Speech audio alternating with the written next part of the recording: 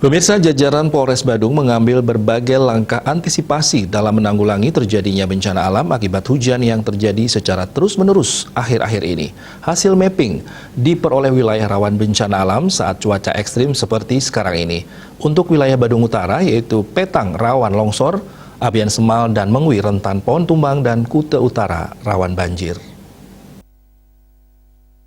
AKBP Leo Dedi De Pretes saat memimpin apel gelar sarana dan prasarana Sarpras serta kelengkapan personel dalam rangka penanggulangan bencana alam di wilayah hukum Badung, mengajak seluruh personel terus meningkatkan kewaspadaan guna mengantisipasi terjadinya dampak buruk akibat hujan yang terus-menerus.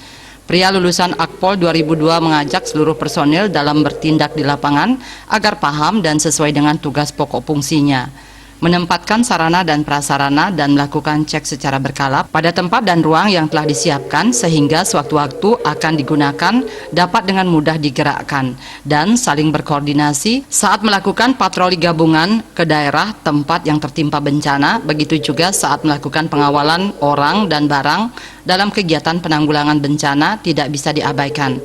Polisi harus memberikan pelayanan terbaik kepada masyarakat karena tidak ada tempat yang lebih tinggi daripada keselamatan masyarakat. Hasil mapping yang dilakukan Polres Badung, wilayah rawan bencana alam saat cuaca ekstrim seperti sekarang ini, yakni untuk wilayah Badung Utara yaitu Petang rawan longsor, Abian Semal dan Mengwi rentan pohon tumbang, sedangkan Kuta Utara rawan banjir. Selain itu, pihaknya akan membuat posko bersama siaga 24 jam dalam penanggulangan bencana yang diawaki personel dari TNI, Polri, BPBD, Dishub, Damkar, dan Dinkes. Pasalnya, apabila terjadi bencana alam, personel siagakan di posko langsung bergerak bersama-sama ke lokasi. Untuk kita mengecek kesiapsiagaan kita, sekaligus untuk memastikan kondisi kendaraan dan personil dalam keadaan sehat. Sasarannya adalah daerah-daerah rawan.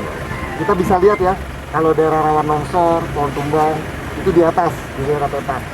Tapi kalau untuk wilayah-wilayah banjir dan karena hujan deras sehingga mengakibatkan banjir itu di daerah-daerah utara dan selatan. Raiswantara, Bali TV.